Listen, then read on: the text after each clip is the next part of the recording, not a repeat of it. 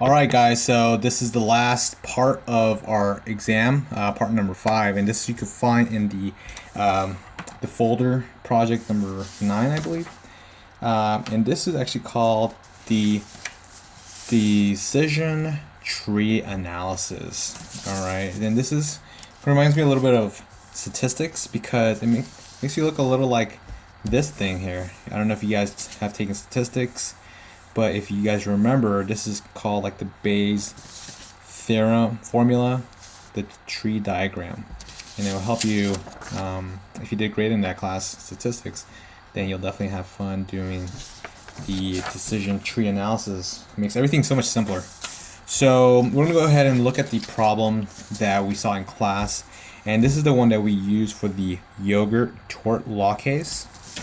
And we're just gonna go step by step, and I'll start with it. Okay, so we're gonna go ahead and read it because a lot of the information you find in the paragraph, and every word counts when it came to statistics, and same with these kind of problems.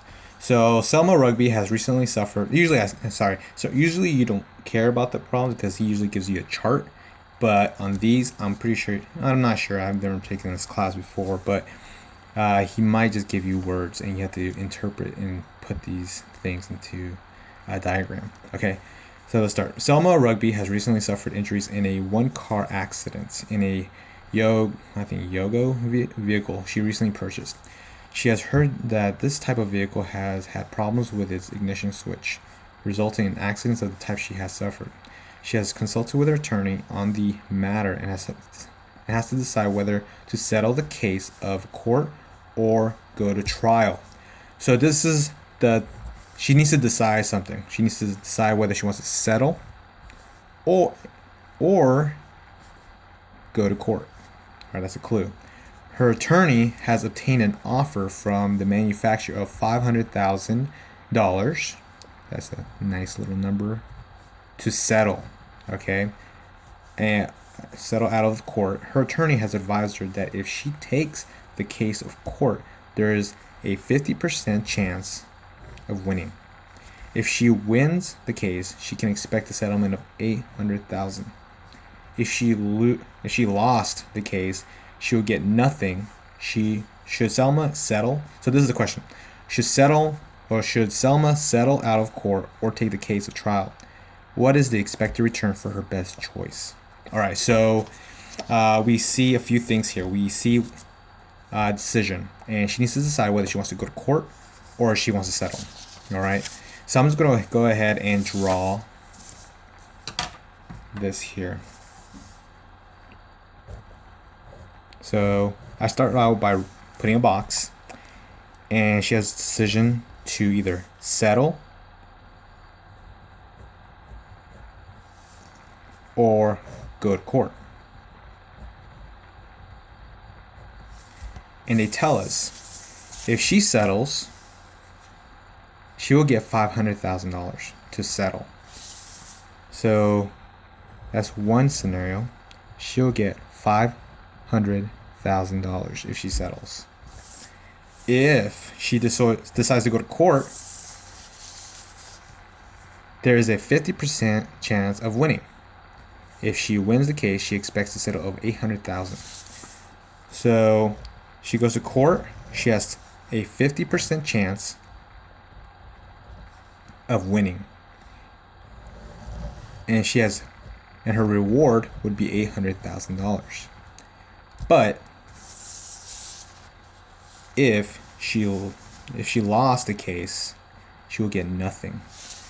So 50%, she would get nothing. And you're thinking, how in the world did you get 50%? Well, what is the opposite of 50%? 50%. So, and I think, no, it does not tell us there, but it's an obvious choice. I mean, if it said you have a 70% chance of winning, well, what's the rest? Well, it's going to be 1 minus 0.7, which is going to be 0.3, right? So it would be 0.3 of losing. But that's just an example, so you just ignore that, okay? But that's how we got 50%, and she'll get nothing. And that's what they said here in our problem. And she will get nothing. So she has a 50% winning. And so how do we calculate what is the best option for her?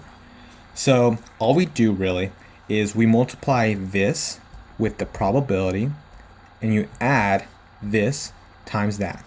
So it'll be 50%, and I put 0.5 because that signifies 50%, times 800,000 plus 50% on this section times 0, which will equal $400,000. Okay, and now you plug that in here. So that is her probability, her certainty numbers here. So we have to decide whether it is better to settle and receive the $500,000 or take the risk to go to court and get the $400,000. That's the risk. From both of these decisions, the best expected rate of return, expected return for this is better to settle, because $500,000 is $100,000 more than $400,000. So one decides best choice is to settle. And number two, her expected return is a guaranteed $500,000. And that is problem number one. And that's how you do this problem. Again, this is just like statistics where you had to calculate Bayes' theorem and you used a tree. But every word in, or this like portion right here, you really have to kind of break it down, because like in statistics, every word counts.